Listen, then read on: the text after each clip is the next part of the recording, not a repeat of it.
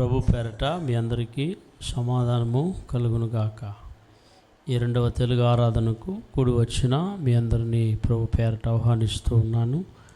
ప్రభువారు మంచివారు, ఆయన మారనివాడు, మార్పు లేనివాడు.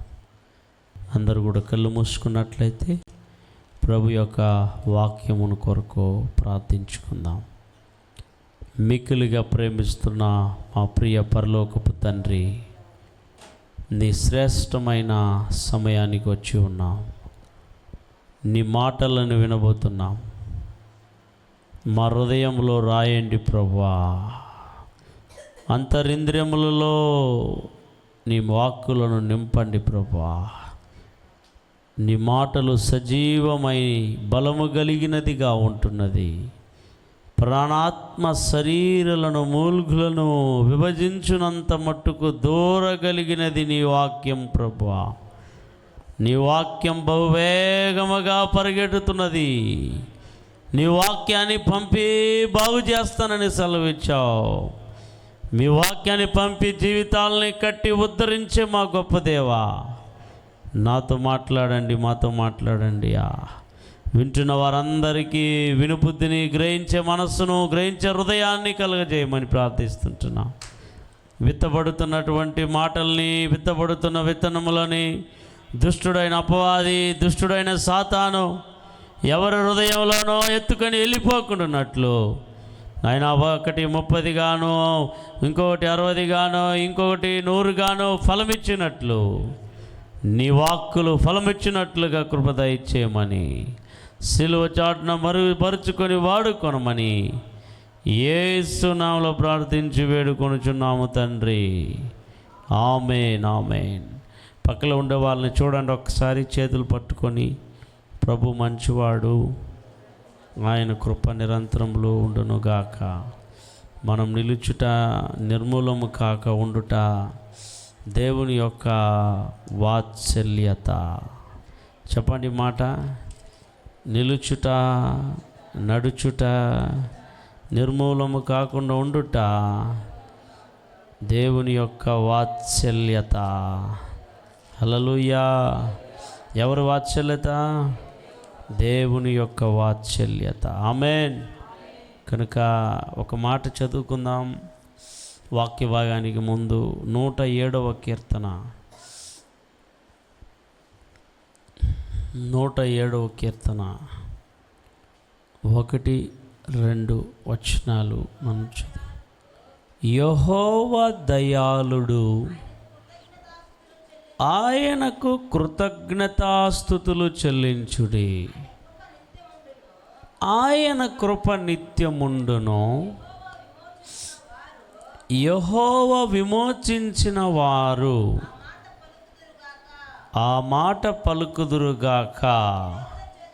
విరోధుల చేతిలో నుండి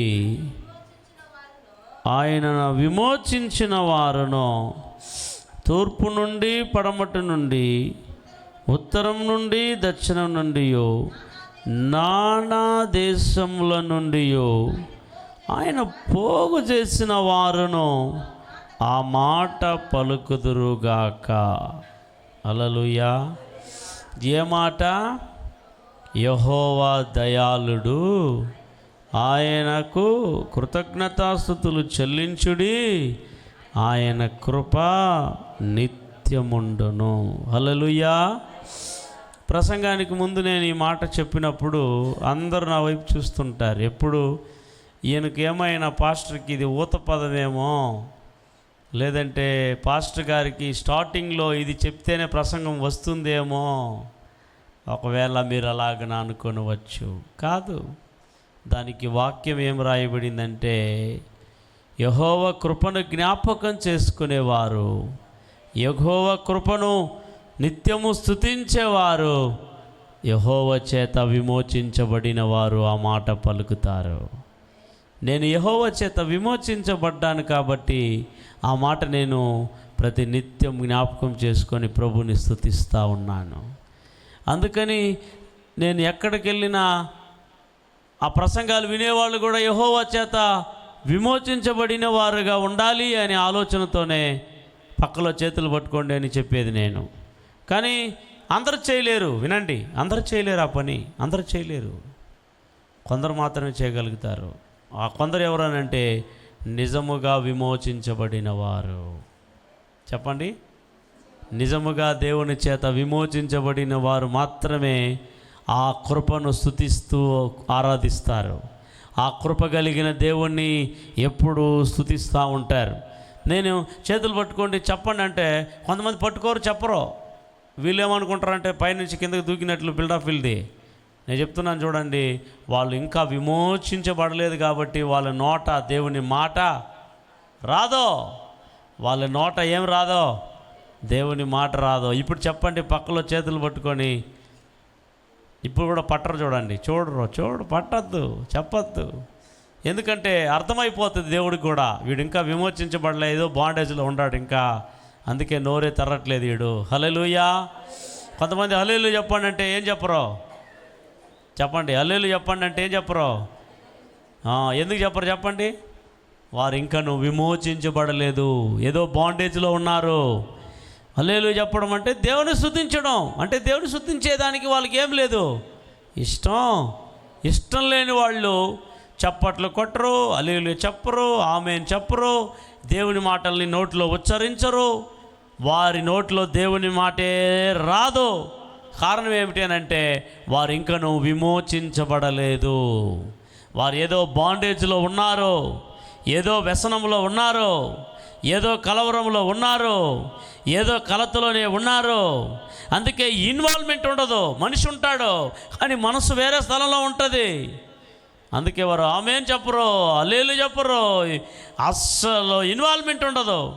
కానీ వాళ్ళు అనుకుంటారు, నేను చర్చికి వెళ్ళి వచ్చినాను. ఏం చేశావు? కూర్చొని వచ్చినా. ఏం చేశావు? స్తుతించావా? లేదు. ఆరాధించావా? లేదు. ప్రభుతో మాట్లాడావా? లేదు. ప్రభు మాటల్ని నోట్లో ఉచ్చరించావా? లేదు. ఉచ్చరించాలి.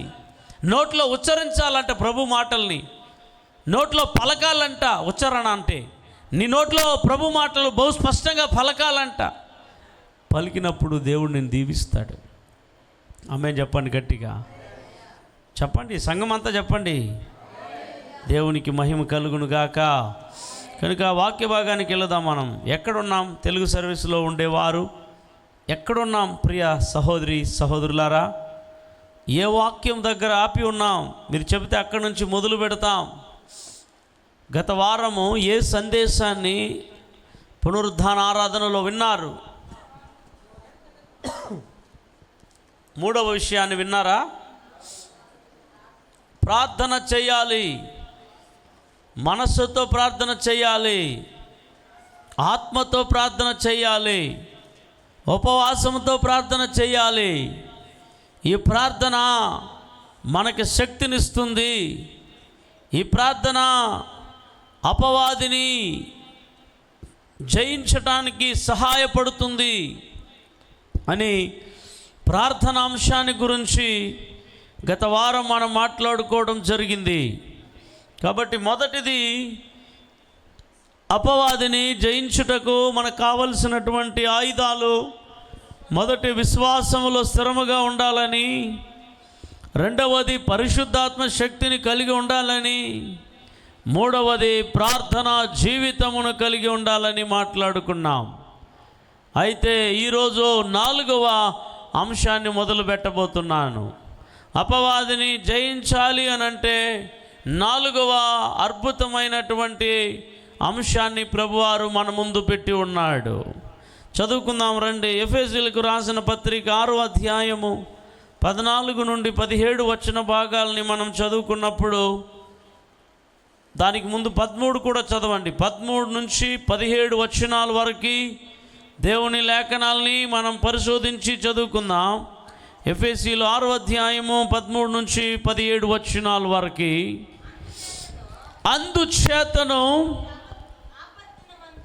ఆపద్దినమందు వారిని ఎదిరించుటకు సమస్తం నెరవేర్చిన వారై నిలవబడుటకును శక్తిమంతులవునట్లు దేవుడిచ్చు సర్వాంగ కవచమును ధరించుకొనుడి. ఏదయనగా మీ నడుమునకు సత్యమును దట్టిగట్టుకొని నీతి అను మైమరపు తొడుగుకొని పాదములకు సమాధాన స్వార్థ వలనైన నిలవబడుడి.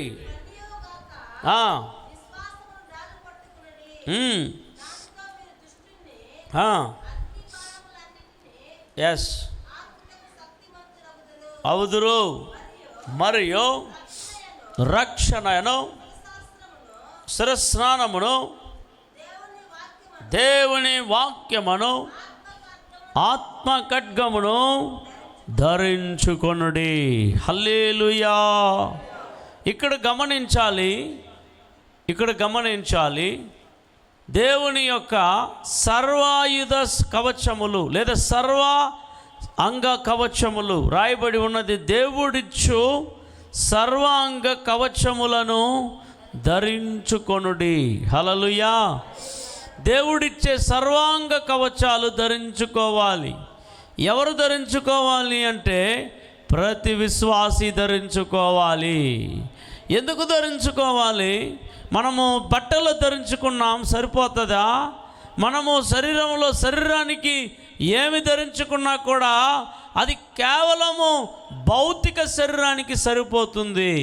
కానీ ఇక్కడ చెప్పినటువంటి సర్వాంగ కవచాలు అది భౌతిక శరీరానికి సంబంధించింది కాదు, అది ఆధ్యాత్మిక శరీరానికి సంబంధించింది, అది ఆత్మీయ శరీరానికి సంబంధించింది.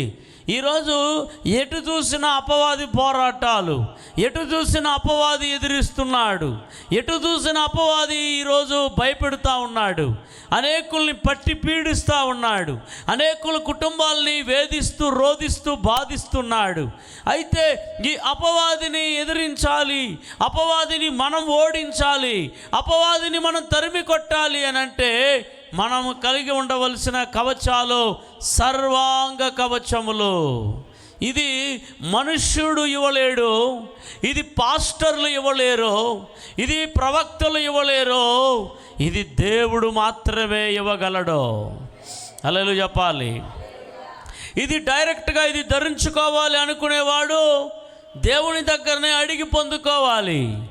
దేవుడు మాత్రమే ఇచ్చే కవచాలు. ఇది ఆత్మని భద్రముగా కాపాడే సర్వాంగ కవచాలు. హల్లెలూయా. 6 విధమైన సర్వాంగ కవచాలని దేవుడు మనకు అనుగ్రహిస్తూ ఉన్నాడు. దీనిని మనము తీసుకొని ధరించుకోవాలి.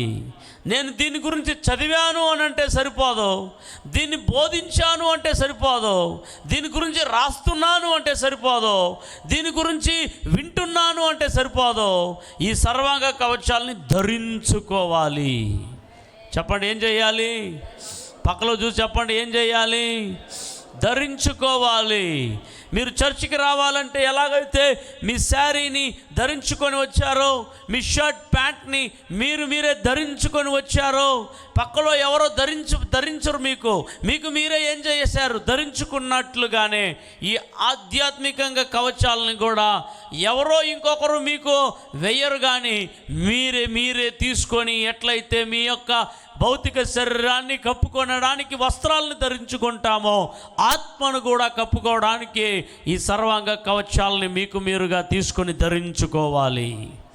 6 కవచాలు ఉన్నాయి. వాటిని ఒక్కొక్కటిగా మనము ధ్యానం చేయబోతున్నాం. మార్నింగ్ తమిళ సర్వీస్లో కూడా ఈ సర్వాంగ కవచాలని మొదలుపెట్టేసి మొదటి విషయాన్ని మాత్రం ధ్యానించుకోవడం జరిగింది. అయితే ఈరోజు 6 సర్వాంగ కవచాలను గురించి మనం వివరణాత్మకంగా మనము చదువుకోబోతున్నాం. వివరణాత్మకంగా నేను మొన్న బైబిల్ కాలేజీ స్టూడెంట్స్ కూడా వివరణాత్మకంగా దీన్ని చెప్పలేదు, ఎందుకంటే మళ్ళీ వాళ్ళకి స్టడీస్లోను మళ్ళీ సంఘ ఆరాధనలు కూడా బోధిస్తాం కాబట్టి అందుకని నేను వివరణాత్మకంగా వారికి తీసుకొని పోలేదు, వేగంగా ముగించడం జరిగింది. కనుక దీన్ని కొంత వివరణాత్మకంగా ఈ లేఖన భాగాల్ని మనం చదువుకోబోతున్నాం. హల్లెలూయా. ఫస్ట్ ఎన్ని కవచాలు ఉన్నాయి బై హార్ట్ చేద్దాం. ఎన్ని కవచాలు ఉన్నాయి మనం గుర్తుపెట్టుకుందాం. ఎన్ని కవచాలు ఉన్నాయి మనం నేర్చుకుందాం. విశ్వాసికి మొదటి కవచము నేను చెప్తాను, మీరు అలాగే రాసుకోగలిగితే రాసుకోండి, గుర్తుపెట్టుకోండి. మొదటి కవచం ఏమిటనంటే సత్యం అనే దట్టి. బ్రాకెట్లో బెల్టు అని రాసుకోండి. బెల్టు, నడుముకి బెల్టు, సత్యం అనే బెల్టు, అది ఒక కవచం. రెండవది నీతి అనే మైమరపు, అది నీతి అనే వస్త్రం. నీతి అనే వస్త్రం, శరీరాన్ని కప్పే వస్త్రం, నీతి వస్త్రం అంటారు దాన్ని. నీతి అనే మైమరపు రెండవది. మూడవది సమాధాన సువార్త అనే పాదరక్షలు, చెప్పులు, కాళ్ళకి చెప్పులు అని రాసుకోండి బ్రాకెట్లో. మొదటిది నడుముకి బెల్టు, అదే సత్యం. రెండవది నీతి అనే మైమరపు, అదే పైబట్ట, నీతి వస్త్రం. మూడవది సమాధాన సువార్త అనే పాదరక్ష, బ్రాకెట్లో చెప్పులు, పాదాలకి చెప్పులు, అది మూడవది. నాలుగవది విశ్వాసం అనే డాలు, విశ్వాసం జీవితం, బ్రాకెట్లో విశ్వాసంగా జీవించాలి, నాలుగవది. ఐదవది రక్షణను శిరస్నానం, తలకు పెట్టుకునే హెల్మెట్. ఇది విశ్వాసం అనేది మన చేతిలో ఉండే ఒక డాలు, లెఫ్ట్ హ్యాండ్లో, దాన్నే విశ్వాసం అనే డాలు అంటారు. అయితే రక్షణ అనే శిరస్నానం తలకు పెట్టుకుంటారు, తలకి హెల్మెట్ బ్రాకెట్లో తలకు పెట్టుకునే హెల్మెట్ అని రాసుకోండి. చివరిది ఏడవది, ఆరవది చూస్తే వాక్యం అనే ఆత్మ ఖడ్గం, వాక్యం అనే ఖడ్గం, పక్కలో వాక్యము అని రాసుకోండి. ఇవన్నిటినీ సర్వాంగ కవచాలు అంటారు. వీటన్నిటినీ మనం కలిగి ఉండాలంటే చివరిది ఏమంటే ఆత్మలో ప్రార్థన చేయాలి. 18వ వచనం, ఆత్మలో ప్రార్థన చేయాలి. ఎఫెసీయులు 6:18, ప్రతి సమయమందును ఆత్మలో ప్రార్థన చేయాలి అని పౌలు గారు రాస్తున్నాడు. గమనించండి. కాబట్టి సర్వాంగ కవచాలు మొత్తం 6 విధమైన సర్వాంగ కవచాలు మనకు కనబడుతూ ఉంటున్నాయి. ఈ సర్వాంగ కవచాల గురించి పౌలు గారు ఈ పత్రికలో రాసేటప్పుడు ఆయన రోమా చెరసాలలో ఉన్నాడు, రోమా జైల్లో ఉన్నాడు పౌలు గారు రాసేటప్పుడు. ఆ జైల్లో సైనికులందరూ కూడా, రోమా సైనికులు ఏం చేశారంటే ఏ విధమైనటువంటి ఆధ్యాత్మిక సర్వాంగ కవచాలు ఉన్నాయో ఇవన్నీ దేన్ని చూసి రాశాడు పౌలు గారు అని అంటే ఆ సైనికులు వేసుకున్నటువంటి ఆ కవచాలను చూసి రాశాడు. హల్లెలూయా చెప్తారా? ఆ సైనికులు ఏం చేసేవాళ్ళంటే తలలో ఒక హెల్మెట్ లాగా పెట్టుకునేవాళ్ళు, పెద్ద ఇక్కడ నుంచి ఒక వస్త్రాలు తొడిగేవాళ్ళు, అయితే నడుముకి ఒక బెల్ట్ కట్టుకునేవాళ్ళు, ఆ బెల్ట్లో ఒక ఖడ్గం పెట్టుకునేవాళ్ళు, చేతిలో ఒక డాలు ఉండేది, పెద్ద డాలు, చెప్పులు వేసుకునేవాళ్ళు. ఇవన్నీ ఒక సైనికుడికి ఉండాల్సిన వస్త్రాలు అన్నమాట. అవి ఒక యుద్ధం చేసే సైనికులకి ఉండాల్సిన వస్త్రాలు. ఆనాడు రోమా చెరసాలలో పౌలు గారు జైల్లో ఉండేటప్పుడు వాళ్ళ యొక్క చెరసాలలో వాళ్ళ ముందరే ఈ యొక్క రోమా సైనికులు కనబడ్డారు.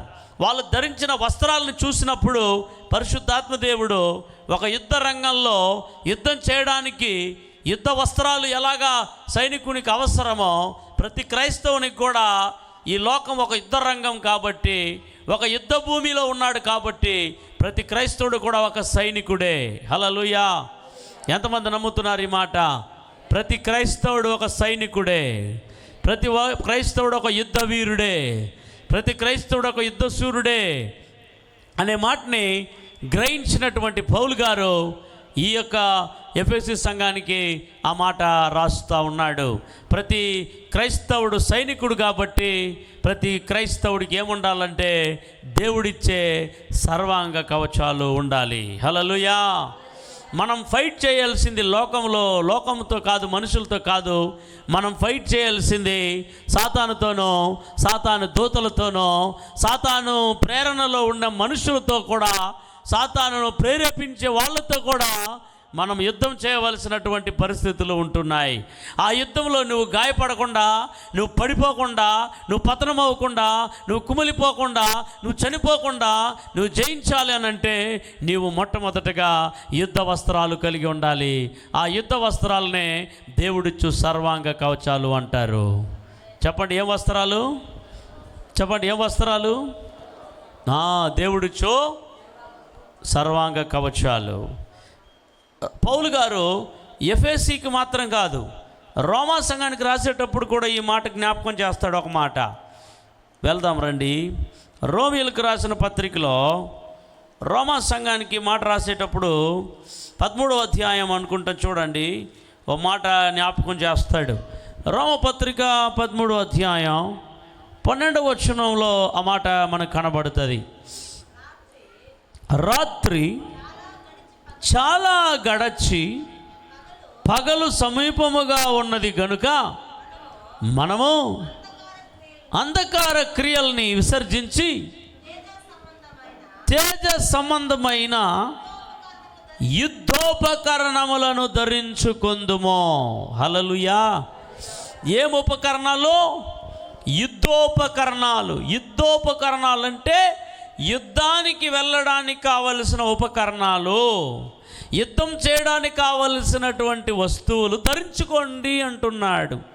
మనము ఏమి సంబంధమైనది? తేజస్సు సంబంధమైన యుద్ధోపకరణాలు ధరించుకొందుము. హల్లెలూయా. ప్రతి విశ్వాసి యుద్ధోపకరణాలను ధరించాలి. ఎందుకు ధరించాలి అని అంటే, మనం ఎవరితో పోరాడుతున్నామో? అపవాదితో పోరాడుతున్నాం, అపవాది శక్తులతో పోరాడుతున్నాం, అపవాది సేనలతో పోరాడుతున్నాం, అపవాది తంత్రాలతో పోరాడుతున్నాం.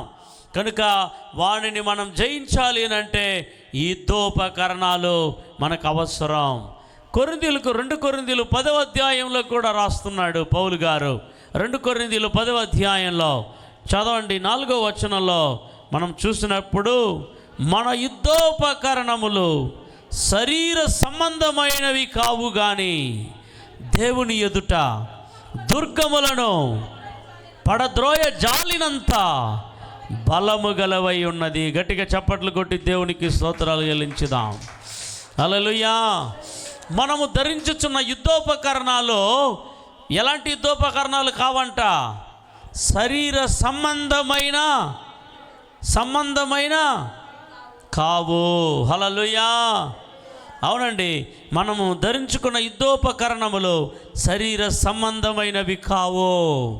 అప్పుడు ఎలాంటి సంబంధమైనవి? ఆత్మ సంబంధమైన యుద్ధోపకరణాలు. చెప్పండి గట్టిగా, ఏం సంబంధం? ఆత్మ సంబంధమైన యుద్ధోపకరణాలు. ఇప్పుడు చదివినవన్నీ ఆత్మకు సంబంధించింది, శరీరానికి సంబంధించింది కాదు. ఆనాడు రోమా సైనికులు ధరించింది శరీర సంబంధమైన యుద్ధోపకరణాలు. అయితే పౌలు గారు మనకు చెప్తా ఉండే యుద్ధోపకరణాలు ఆత్మకు సంబంధించిన యుద్ధోపకరణాలు. హల్లెలూయా. ఈ మాట మీకు అర్థం అవ్వాలి. ఆమేన్.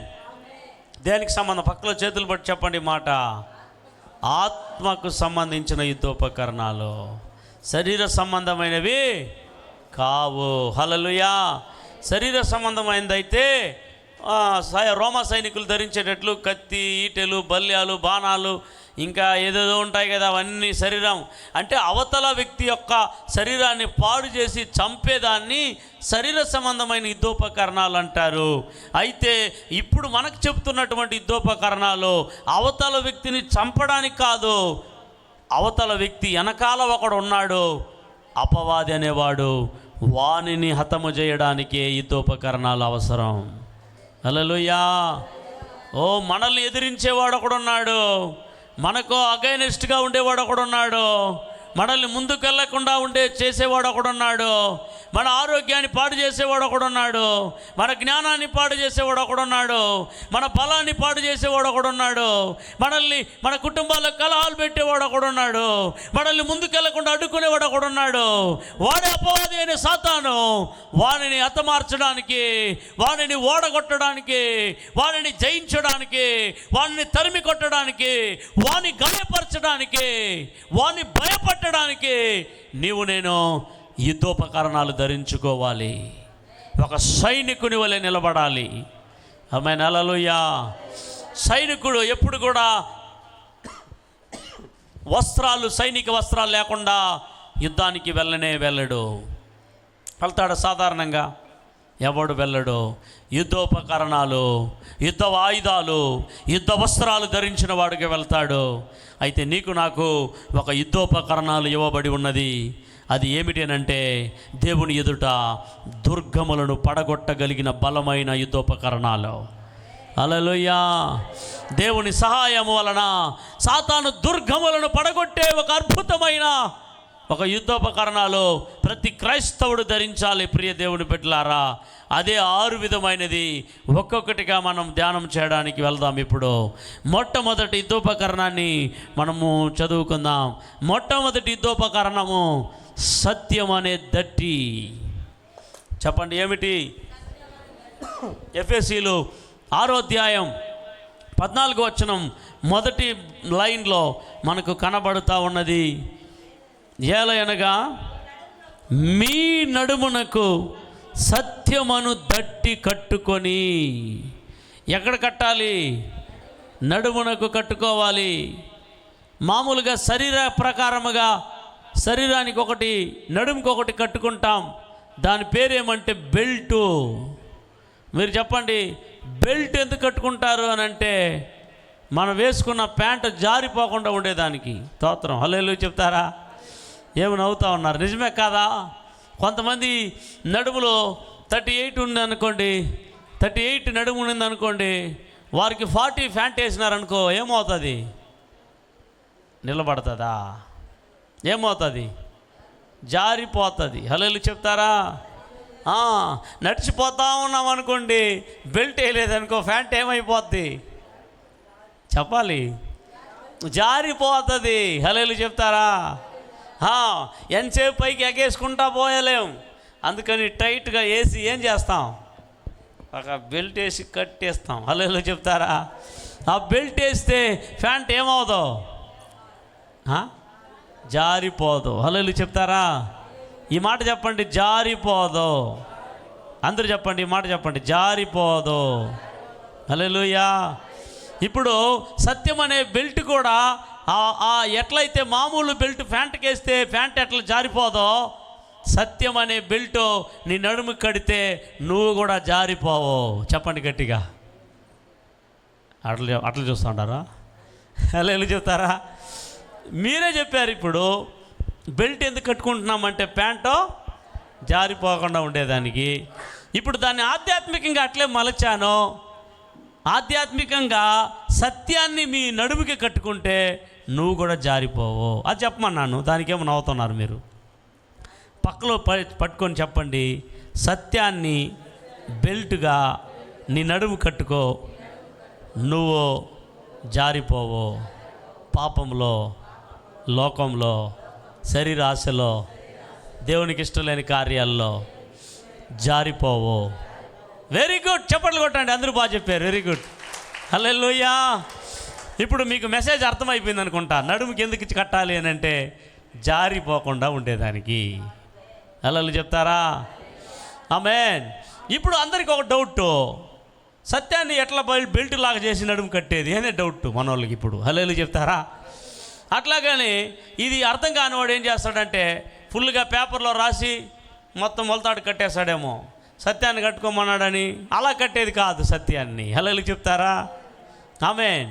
ఇప్పుడు సత్యం అనే నడుముకి సత్యాన్ని దట్టిగా బెల్ట్గా కట్టుకోండి అని పౌలు గారు రాశాడు. ఎట్లా కట్టుకోవడం? How is possible? సత్యం అనే దాన్ని ఎలాగా నడుముకి కట్టుకోగలం? ఎనీబడి?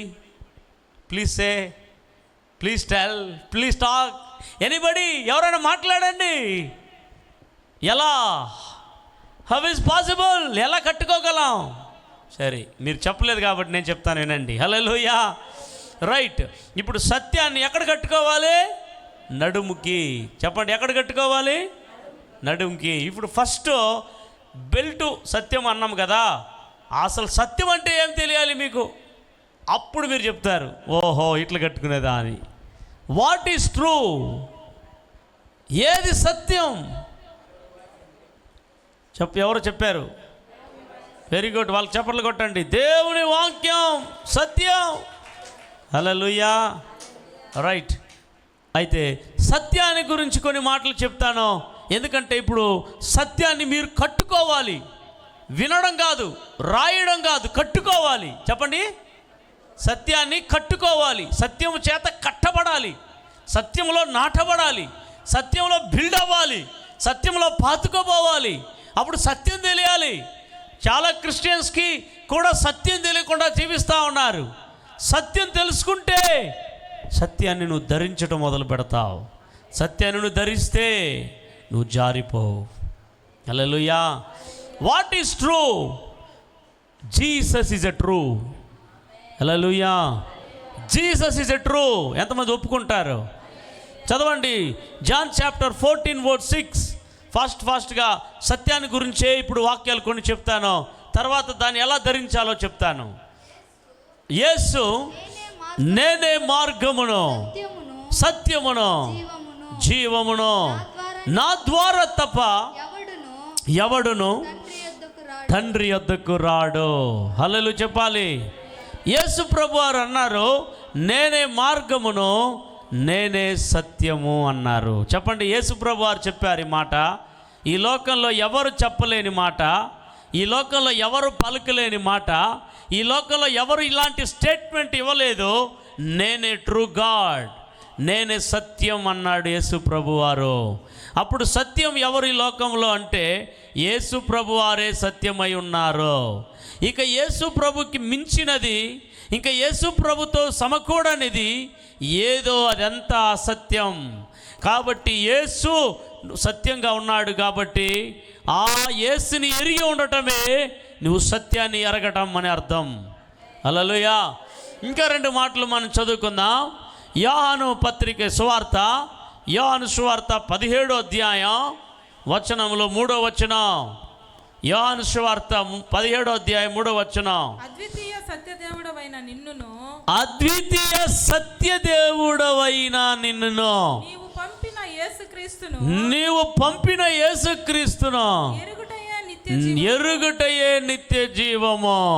ఆ 17:3 ఏం రాయబడిందంటే అద్వితీయ సత్యదేవుడవైన నిన్నును అని రాయబడింది. మనం ఆరాధించే దేవుడు ఎవరు అనంటే సత్యమైన దేవుడు. చెప్పండి గట్టిగా, ఎవరో అందరూ చెప్పండి బ్రదర్. మనము ఆరాధిస్తున్న దేవుడే సత్యము, నిజము. ఆయన తప్ప వేరొకడు లేడు. ఆయన సత్యము.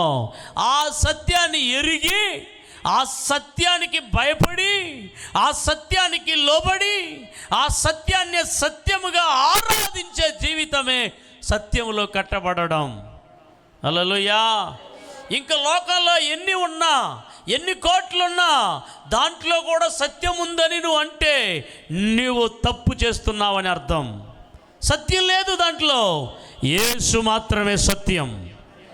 ఇంకా ఇంకా ఇంకా మించున్నది అంతా అబద్ధం, అసత్యం. హల్లెలూయా. ఇది గ్రహించాలి.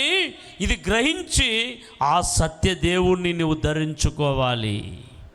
ఆమేన్. ధరించుకునే దానికి వెళ్తాను. ఫస్ట్ సత్యం అంటే ఏం చెప్తున్నాను. సత్యం అంటే నెంబర్ 1 యేసే సత్యం. చెప్పండి చెప్పండి, ఏమిటి? యేసే సత్యం. 1 యోహాను పత్రిక 5:20 చదవండి. 1 యోహాను పత్రిక 5:20.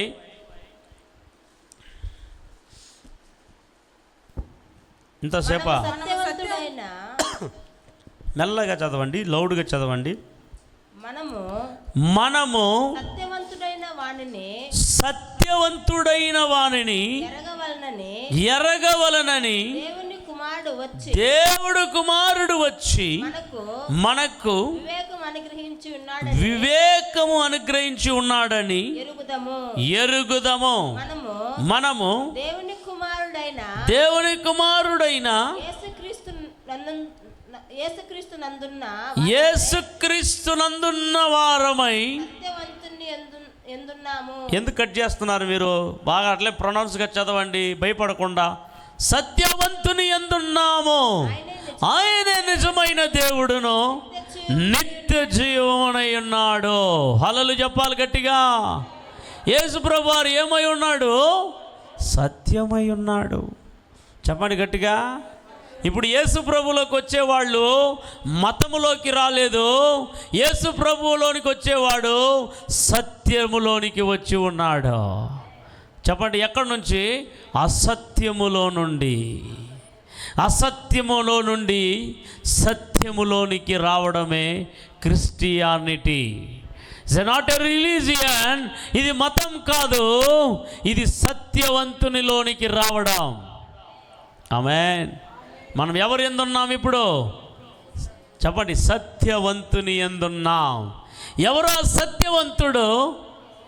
యేసు. చెప్పండి గట్టిగా, ఎవరు సత్యవంతుడమ్మా?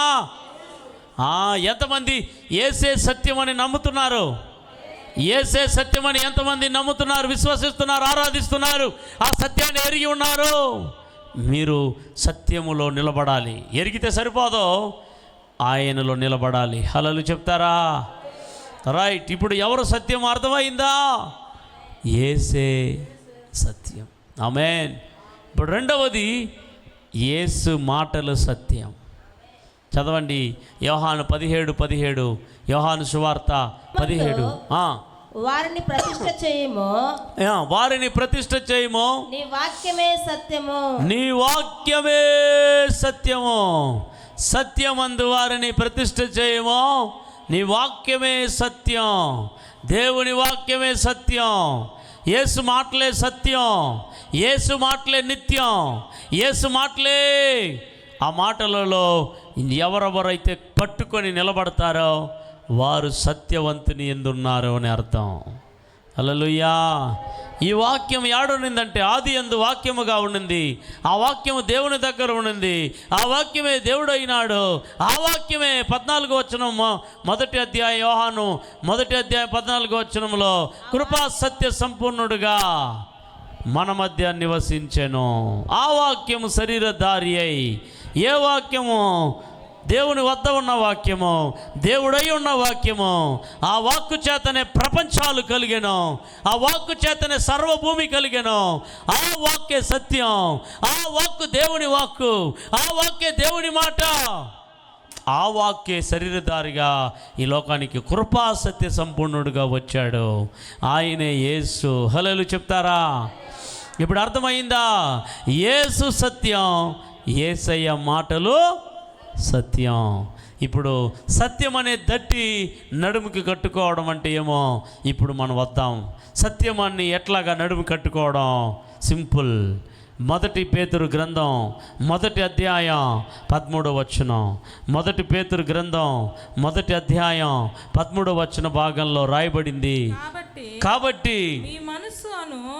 మీ మనస్సు అను నడుముకు కట్టుకొని, మనస్సు అను నడుమును కట్టుకొని నిబ్బరమైన బుద్ధి గలవారై యేసుక్రీస్తు ప్రత్యక్షమైనప్పుడు మీకు తేబడు కృప విషయమై సంపూర్ణ నిరీక్షణ కలిగి ఉండుడి.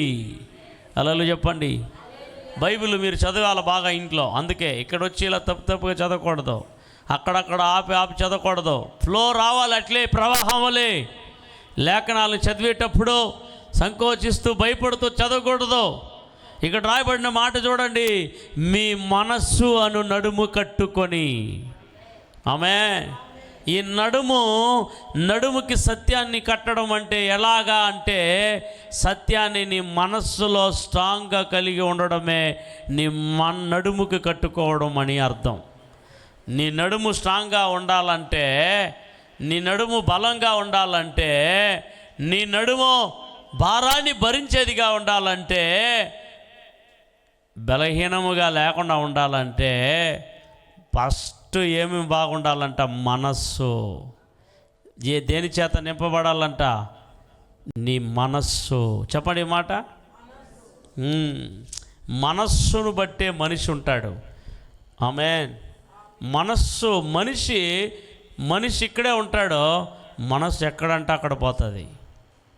స్తోత్రం. హల్లెలూయా. మనిషి పాపం చేయకపోయినా మనస్సు పాపం చేస్తుంది. హలో, కట్టుకోవాల్సింది నడుము కట్టుకుంటే జారిపోడో. నడుము కట్టుకుంటే ఏం పోడో? జారిపోడో, పడిపోడో, అలా ఇలా వెళ్ళడో. అప్పుడు నడుము మనిషి బాగుండాలంటే ఏం కట్టాలి? ఫస్ట్ మనస్సు. చెప్పండి, పక్కలో చెప్పండి, ఏం కట్టాలి? దేని చేత కట్టాలి మనసుని? సత్యం చేత. పక్కలో చెప్పండి, సత్యం చేత, ఆయన వాక్యం చేత. మీ మనసు కట్టుకుంటే, నీ మనసు స్ట్రాంగ్గా ఉంటే మనిషి స్ట్రాంగ్గా ఉంటాడు. మనస్సు ఏమి సైన్ ఇస్తుందో, ఏమి ఆజ్ఞాపిస్తుందో, ఏమి ప్రేరేపిస్తుందో అదే ఈ ఒళ్ళంతా వింటుంది. ఒప్పుకుంటారా ఒప్పుకోరా? మొత్తం సిగ్నల్స్ అంతా ఏడుండేది? ఆకలేసింది, ఏది సిగ్నల్? ఇక్కడే. హల్లెలూయా చెప్తారా? ఏడుపు ఇక్కడే. అన్నిటికీ సిగ్నల్స్ ఏడబెట్టినాడు దేవుడు.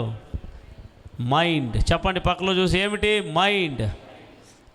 ఈ మైండ్ బాగా పనిచేసింది అనుకో, గుడ్ గుడ్ సూపర్. ఈ మైండ్ పనిచేయలేదనుకో వాడిని మెంటల్ అంటారు, పిచ్చోడు అంటారు. హల్లెలూయా. కాబట్టి ఈరోజు చాలామంది నిలకడ లేకపోవడం, పరిశుద్ధ జీవితం లేకపోవడం, దేవునిలో నడవకపోవడానికి కారణం ఏంటి అని అంటే ఈ నడుము స్ట్రాంగ్గా లేకపోవడం. ఈ నడుము ఎందుకు స్ట్రాంగ్గా లేదు అని అంటే ఈ నడుముకి సత్యం అనే దట్టి కట్టబడలేకపోతే జారిపోతాం. కాబట్టి ఈ నడుము స్ట్రాంగ్గా ఉండాలి అని అంటే మొట్టమొదటగా నేను కట్టుకోవాల్సింది మనస్సులో సత్యమును కట్టుకోవాలి. చెప్పండి, ఏం కట్టుకోవాలి? మనసును గురించి 2 మాటలు రాయబడింది. ఒక మాట చదువుకుందాం. సామెతల గ్రంథం 16వ అధ్యాయం 32వ వచనం. సామెతల గ్రంథం 16వ అధ్యాయం 32వ వచనం. పరాక్రమశాలి కంటే దీర్ఘశాంతం గలవాడు శ్రేష్ఠుడు. దీర్ఘశాంతము గలవాడు శ్రేష్ఠుడు. పట్టణమును పట్టుకొని వాని కంటే తన మనసును స్వాధీనపరచుకొనివాడు శ్రేష్ఠుడు. తన మనస్సును స్వాధీనపరుచుకొనివాడు శ్రేష్ఠుడు. ఈరోజు పరాక్రమశాలులు ఉన్నారు, అయితే పట్టణాలని పట్టుకునే వాళ్ళు ఉన్నారు, కానీ మనస్సును స్వాధీనం చేసుకోలేని వాళ్ళు చాలామంది ఉన్నారు. ఏమైనాను పట్టచ్చు, కానీ నీ మనస్సు నీ దగ్గరే లేకుండా, నీ మనస్సు నీ మాట వినకుండా, నీ మనస్సు నీ స్వాధీనం లేకపోతే నువ్వు వేస్ట్. ప్రియ దేవుని బిడ్డలారా, ఈరోజు చాలామంది మనస్సులో ఎందుకు అలా వెళ్తుందనంటే మనస్సు ఎక్కడికైనా వెళ్ళగలదు, మనస్సు ఏమైనా చేయగలదు. మనసులో మంచివి చెడ్డవి అన్నీ మనసులోనే ఉంటాయి. మనిషి ఏమో మంచిగా బ్రతకాలంటాడు, ఇక్కడే ఉంటాడు, కానీ ఎక్కడైనా పోయి వచ్చేస్తుంది మనస్సు. పోతుందా పోదా? మీ ఇంటికి పోయి రండి చూద్దాం. ఇప్పుడు ఒక నిమిషం, ఒక సెకండ్ పోయి రండి. ఇంటికి పోయి వచ్చినారా? అట్లా అనుకోండి, ఇంటికి పోయి రండి. వచ్చింది అప్పుడే చూడు. మనిషి ఏడా ఉన్నాడు, మనసు ఏడపోయి వచ్చింది. పోయిందా లేదా చెప్పండి. అంటే మనము మనిషిగా పరిశుద్ధంగా ఉంటున్నాం, కానీ మనస్సులో ఏం లేదు. మనుషుల ముందర మనిషి ఉంటాడు కాబట్టి, మనిషి ముందర మనిషి పరిశుద్ధంగా ఉంటున్నాడు, మనుషుల ముందర మనసు కనబడదు కాబట్టి మనసులో ఏమైనా. ఇప్పుడు ఏం చేయాలి? సాధు చేయాల్సింది ఏది చెప్పండి? సాధు చేయాల్సింది ఏది? మనసు. ఈ మనసు ఎందుకు సాధు అవ్వాలి అని అంటే, మనిషి బాగుండాలంటే మనసు సాధుపరచబడాలి. ఈ మనస్సుని నీ స్వాధీనంలో, నీ కంట్రోల్లో ఉంచగలిగేది ఏదైనా ఉందా అంటే అది సత్యమైన వాక్యం మాత్రమే. హల్లెలూయా చెప్తారా? ఆమేన్. సామెతల గ్రంథంలో ఇంకో వచనం చదవండి, 25వ అధ్యాయం 28వ వచనం. సామెతల గ్రంథం 25:28 వచనం. ప్రాకారము లేక పాడైన పురం ఎంతో, పాడైపోయిన పురం ఎంతో, తన మనస్సును అణుచుకొనలేనివాడు అంతే. మనస్సును అణుచుకోలేనివాడు అంతే. ప్రాకారం అంటే కాంపౌండ్ వాల్. కాంపౌండ్ వాల్ లేకపోతే ఏ తోట అయినా, ఏ పట్టణమైనా, ఏ ప్రాంతమైనా నాశనమైపోతుంది. ఎవడు పడితే వాడు వెళ్తాడు, వస్తుంటాడు, పాడైపోతుంది. అలాగే మనస్సు ఒక ప్రాకారం, మన జీవితానికి ఒక ప్రాకారం. నువ్వు మనస్సుని కంట్రోల్లో పెడితే నీవు ప్రాకారం ఉన్నట్లు. మనస్సును కంట్రోల్ లేకపోతే నీవు ప్రాకారం లేని పురం. ప్రాకారం లేని పురం పాడైనట్లు మీ బ్రతుకులు, మీ జీవితాలు పాడైతాయి. ఈరోజు చాలామంది మనుషుల ముందర పరిశుద్ధులుగా ఉంటున్నాం, కానీ మనస్సులో పాపం చేస్తున్నాం, మనస్సులో అపవిత్ర కార్యాలు ఆలోచన చేస్తున్నాం. మనసంతా పాడైపోతే దేవుడు లోపలికి రాడు. నువ్వు నీ పాటలు, నీ ఆరాధన, నీ మాటలు, నీ అన్నీ కూడా బాహ్యంగానే చేస్తున్నావు, కానీ మనస్సులో దేవుడు లేడు. అందుకే మనస్సును బట్టి ఏ మనిషి నడుచుకుంటాడో, మనస్సును బట్టి ఏ డిపెండ్ ఆన్ మైండ్, మనిషి ఉండేది దాన్ని బట్టే. కాబట్టి సరి అవ్వాల్సింది, స్వాధీనం అవ్వాల్సింది, పరిశుద్ధం అవ్వాల్సింది, కంట్రోల్లో ఉండాల్సింది పక్కలో పట్టుకొని చెప్పండి, మనస్సు. ఏమి అప్పుడు నడుముకి సత్యాన్ని కట్టండి అంటే అర్థం ఏమిటంటే నీ మనస్సుకు సత్యాన్ని కట్టండి అని అర్థం. నీ మనస్సులో సత్యవాక్యం చేత నింపండి. అప్పుడు ఈ యొక్క మనసు సరిగా ఉంటే నీ నడుము యాడికంటే ఆడికి పోదు. హల్లెలూయా, హల్లెలూయా చెప్తారా? అవును, నడుము కట్టాలి అంటే చాలా జాగ్రత్తగా నీ జీవితాన్ని నువ్వు సరిగా ఉంచుకోవాలి. దాని అర్థం ప్రియమైన వారలారా. కాబట్టి ఆ నడుము మొట్టమొదటి కట్టాల్సింది సత్యం. ఎక్కడ కట్టాలి అని అంటే నీ నడుమునకు సత్యం అనే దట్టి. అర్థమైద్దా? నిద్ర వస్తుందా? నిద్ర వచ్చే వాళ్ళు గట్టిగా హల్లెలూయా చెప్పండి, గట్టిగా. Very good. నీకు వచ్చింది కాబట్టి హల్లెలూయా చెప్తున్నావు. రాకూడదు నిద్ర. దేవుని వాక్యం వినండి. దేవునికి స్తోత్రం. అర్థమైందా ఇప్పుడు సత్యం అనే దట్టి ఎలా కట్టుకోవాలో? అర్థమైందా? అర్థం కాలేదా? సత్యం అనే దట్టిని ఎలా కట్టుకోవాలబ్బా అని ఆలోచన చేశారు కదా. ఎలా కట్టుకోవడం అని అంటే మనస్సులో దేవుని వాక్యాన్ని నువ్వు కట్టుకోవాలి. మనస్సు నిండా నీ మనస్సంతా దేవుని వాక్యం చేత నింపేయాలి.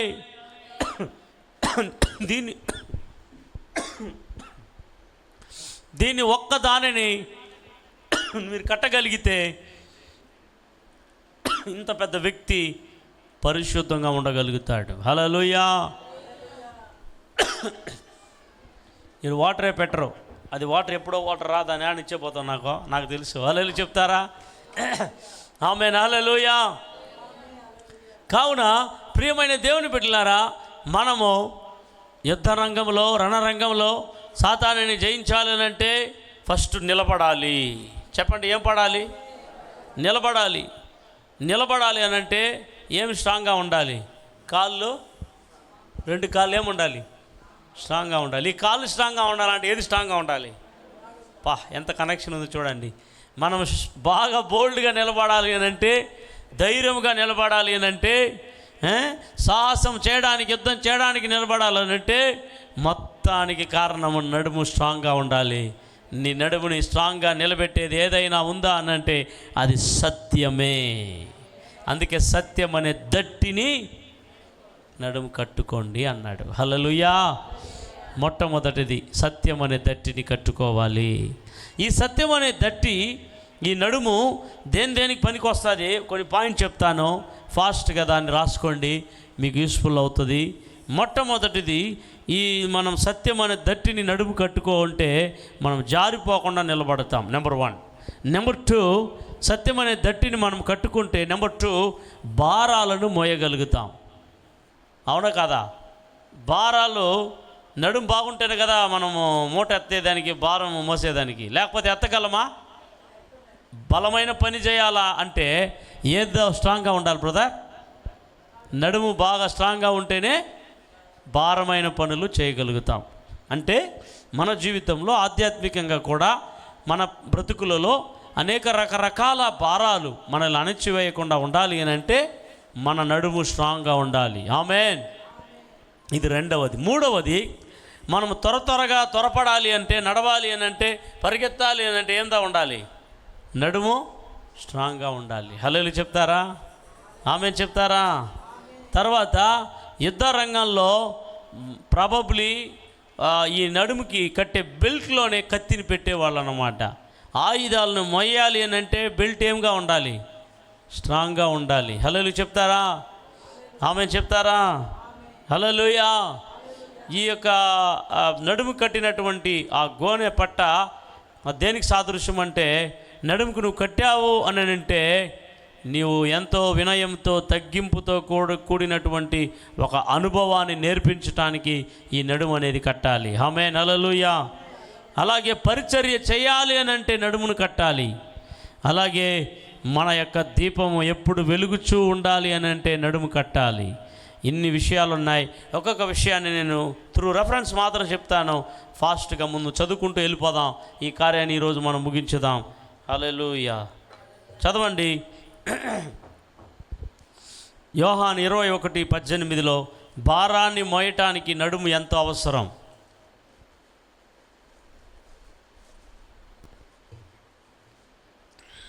యోహాను 21:18 యేసు, నా గొర్రెలను మేపుము, నీవు యవనుడివై ఉండినప్పుడు నీ అంతట నీవే నడుము కట్టుకొని నీకిష్టమైన చోటికి వెళ్ళుచుంటివి.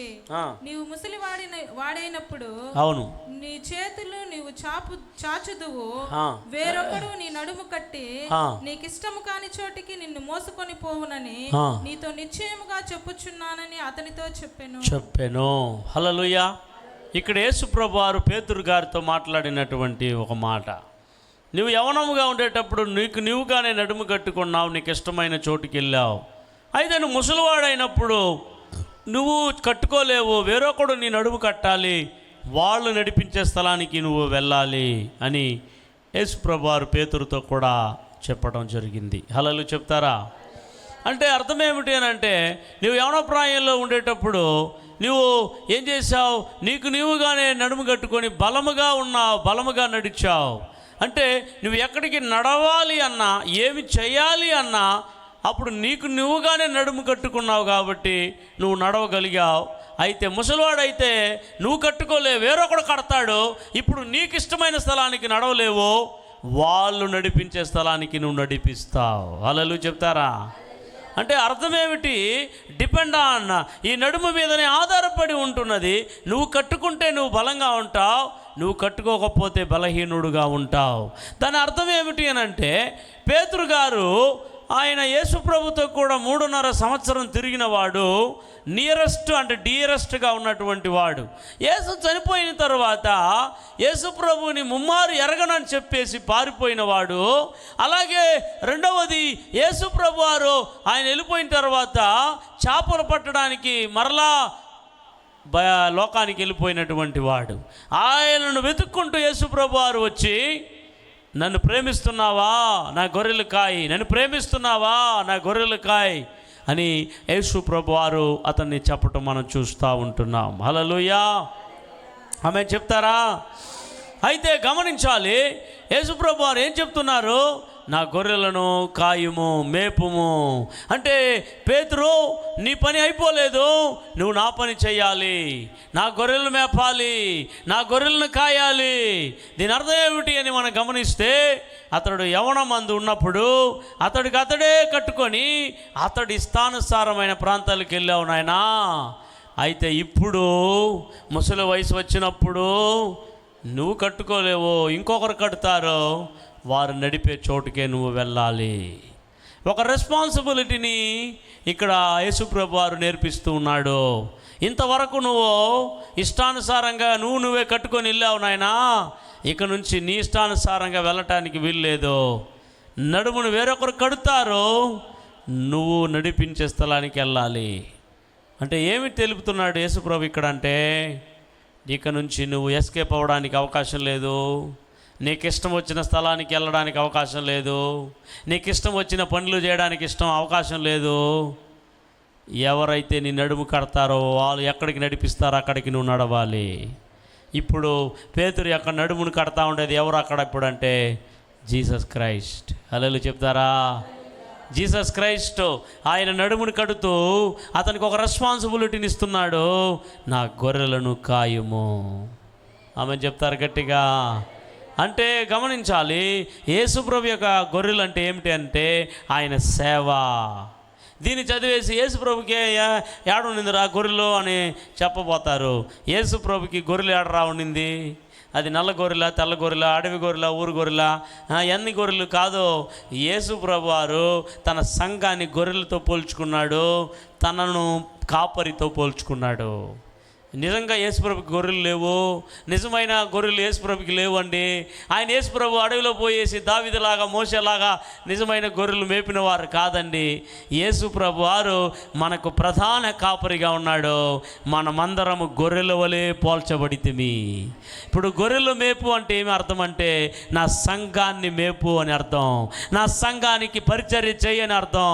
అప్పుడు సంఘ సేవ చేయాలన్నా, దేవుని గొర్రెలు మేపాలన్నా నడుము బలపరచబడాలి, నడుము బలపరచబడాలి. నేను కడతాను, వేరొకరు కడతారు నీ నడుముని. హల్లెలూయా. అది ఎవరికి చెప్పబడింది? పేతురు గారికి చెప్పబడింది. ఆమేన్. హల్లెలూయా. అప్పుడు నడుము ఏముండాలి? బలముగా ఉండాలి పని చేయడానికి, గాడ్స్ మినిస్ట్రీ చేయడానికి సత్యములో నువ్వు బలముగా ఉండాలి అని అర్థం. హల్లెలూయా చెప్తారా? తర్వాత వచనం చూద్దాము. సామెతలు 31వ అధ్యాయం 17వ వచనంలో గుణవతి అయిన భార్య కూడా నడికట్టు చేత నడుమును బలపరుచుకొని వేకువన లేచి పనిచేస్తుందని రాయబడింది. ఉందా? సామెతలు 31:17. ఆమె నడికట్టు చేత నడుము బలపరుచుకొని, నడికట్టు చేత నడుమును బలపరుచుకొని చేతులతో బలముగా పనిచేయును. చేతులతో బలంగా పని చేస్తుంది. ఏం కట్టుకోవాలి? చేతులతో బలంగా పని చేయాలంటే నడుమును కట్టుకోవాలి. చెప్పండి, ఏం కట్టుకోవాలి బ్రదర్? ఈరోజు నడుము బాగా స్ట్రాంగ్గా ఉంటే పరిగెత్తగలం, పని చేయగలం, కూర్చోగలం, లేవగలం. ఈరోజు చాలామంది నడుములు బలహీనంగా ఉంది కాబట్టి వారు ఏం చేయలేకపోతున్నారు? పని చేయలేకపోతున్నారు. వారికి కూడా వారి కొరకే వాళ్ళు పని చేయలేకపోతున్నారు. కుటుంబం కొరకు పని చేయలేకపోతున్నారు. వారు జీవించేదాని కొరకు కూడా పని చేయలేకపోతున్నారు. అలా పని చేయకపోతే దేవుడు కూడా మీకు హెల్ప్ చేయడు. గుర్తుపెట్టుకో, సోంబేరుల్ని దేవుడు ఎప్పుడు కూడా వాళ్ళని ముందుకు తీసుకెళ్ళడు. సోంబేరులుగానే ఉంటారు. సోంబేరులు కుటుంబం దిగబడిపోతుందని ప్రసంగి గ్రంథంలో రాయబడింది. 10వ అధ్యాయం 18వ వచనంలో అనుకుంటాను, సోమరి వాళ్ళు ఇల్లు పడిపోతుందంట. ప్రసంగి గ్రంథం 10:18లో ఒక మాట రాయబడింది. ప్రసంగి గ్రంథం తీసుకోండి, ఎక్కడుందని ఎతకుతా ఉన్నారా? సోమరితనము చేత ఇంటి కప్పు దిగబడిపోతుంది. చేతుల బద్ధకము చేత ఇల్లు కురుస్తుంది. హల్లెలూయా. వారు ఏముండదు వాళ్ళకి. గుర్తుపెట్టుకోండి. అయితే ఇక్కడ గుణవతి అయిన భార్య నడికట్టు చేత నడుమును బలపరుచుకొని చేతులతో ఎట్లా పనిచేస్తుందంట? బలముగా పనిచేస్తుంది. హల్లెలూయా. అయితే గమనించండి, అది మన యొక్క వ్యక్తిగత పనులు చేయడానికి కూడా మనకు బలం కావాలి, నడుములో బలం కావాలి.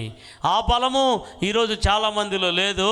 ఆధ్యాత్మిక సత్యం అనే బలము కూడా లేదు. ఈ ఆధ్యాత్మికం అనే బలము లేకపోతే, నీ నడుము బలముగా లేకపోతే నువ్వు పని చేయలేవు, దేవునికి పని చేయలేవు. ప్రార్థించటం, వాక్యం చదవటం, సువార్త చెప్పటం, దేవుని సేవ కొరకై పరిగెత్తటం, ప్రయాసపడటం, ఇలాంటివి నడుము బలంగా ఉండాలి. అప్పుడు చేతులు బలముగా ఉంటాయి. నడుము బలముగా ఉంటే చేతులు బలముగా పనిచేస్తావు. కానీ ఈరోజు చాలామంది భౌతిక సోమరులు ఉన్నారు, ఆధ్యాత్మిక సోమరులు ఉన్నారు. భౌతిక సోమరులు వాళ్ళు కూడా పని చేసుకోలేరు. దేవుని కొరకు ఇంకేం చేయగలుగుతారో? చేయలేరు. భౌతిక సోమరులు మారాలా, అయితే ఆధ్యాత్మిక సోమరులు కూడా ఉన్నారు, మారాలా. ఈ రెండు జీవితాలు ఎప్పుడు మారుతుందో అప్పుడు నీవు సత్యంలో స్ట్రాంగ్గా ఉండగలుగుతావు. హల్లెలూయా చెప్తారా? కావున మనము భారాలను మోయాలి అని అంటే ఏం కలిగి ఉండాలి? బలముగా ఉండాలి నడుము. చెప్పండి, నీ నడుమును బలపరిచేది సత్యమే. అందుకే నీ మనస్సు నిండా సత్యం ఉండాలి. మూడవది చూసి మనం ఇక్కడితో స్టాప్ చేద్దాం, టైం అయింది, మనం క్లోజ్ చేద్దాం. మూడవది, మనము ఈ నడుము బలముగా ఉంటే నువ్వు త్వరితముగా పరిగెత్తగలవు, త్వరితముగా ప్రయాణం చేయగలవు, త్వరితంగా ఏదైనా చేయగలుగుతావు.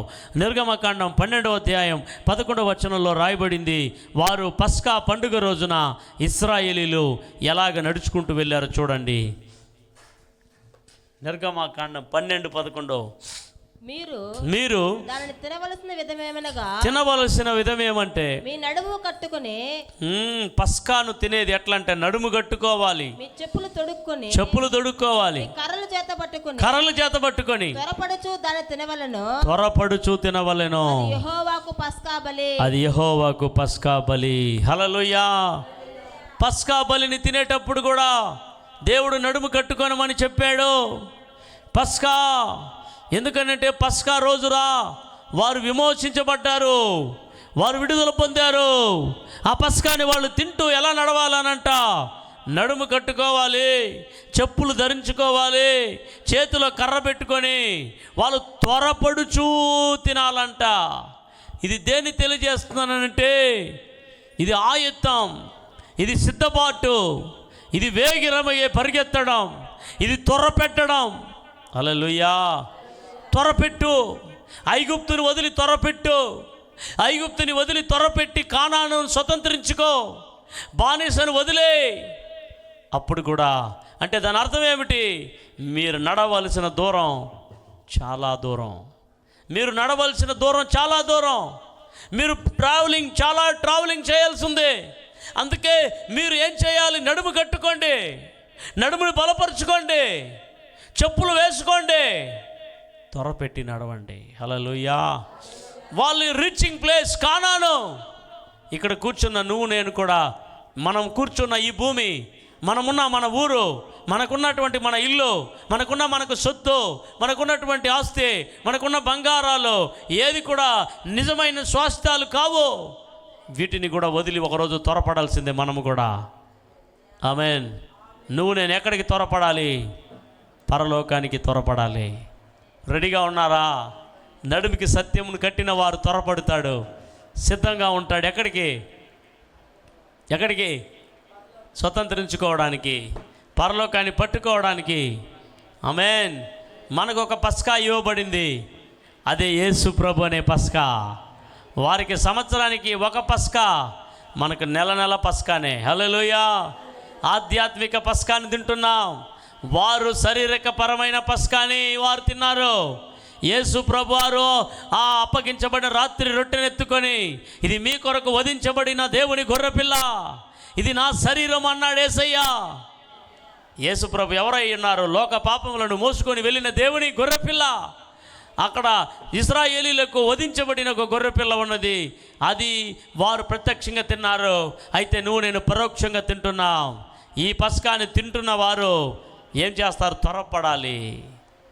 ఈ భూమి నా దేశం కాదు, ఇది నా సొంతం కాదు, నాకు ఒక దేశం ఉన్నది, ఆ దేశానికి కొరకు త్వరపడాలి. ఎవడు ఇలాగ సిద్ధపడి త్వరపడుతూ ఉంటారు అని అంటే, నడుమును కట్టుకున్న వాళ్ళు. చెప్పాలి గట్టిగా. ఏమి కట్టుకోవాలమ్మా? 3 చెప్పాను. నువ్వు నడుము సత్యం అనేది కట్టుకుంటే నువ్వు స్ట్రాంగ్గా నిలబడగలుగుతావు, నువ్వు భారాన్ని మోయగలుగుతావు, పని చేయగలుగుతావు, త్వరపడగలుగుతావు, సిద్ధపడగలుగుతావు. హల్లెలూయా చెప్తారా? 3 అంశాలు చెప్పాను. 6 సర్వాంగ కవచాల్లో మొదటి సర్వాంగ కవచాన్ని చదువుతున్నాం. దాంట్లో బ్రీఫ్ ఎక్స్ప్లెనేషన్ ఇచ్చాను కాబట్టి దాంట్లో మళ్ళీ 3 చెప్పాను, ఇంకా 3 ఉన్నాయి. హల్లెలూయా చెప్తారా? కాబట్టి వచ్చే వారం చెప్పుకుందాం. ఉన్న పాటన మనందరికి కూడా లేచి నిలబడదాం. ఎంతమందికి ఈ మెసేజ్ అర్థమైందో తెలియదు. సత్యములో ఆల్రెడీ ఈ ఉన్నవారికి ఈ మాటలు అర్థమై ఉంటాయి. సత్యాన్ని ఎరగని వాళ్ళకి కొంత కష్టం అర్థం చేసుకోవడం.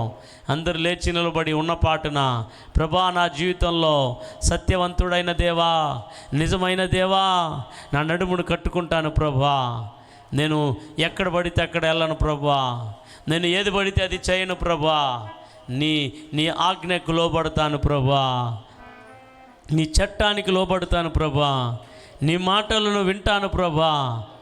దేవా సత్యవంతుని ఎందున్నా అందరు ఉన్న పాటన కళ్ళు మూసుకుంటే ప్రార్థన చేసుకుందాం ప్లీజ్.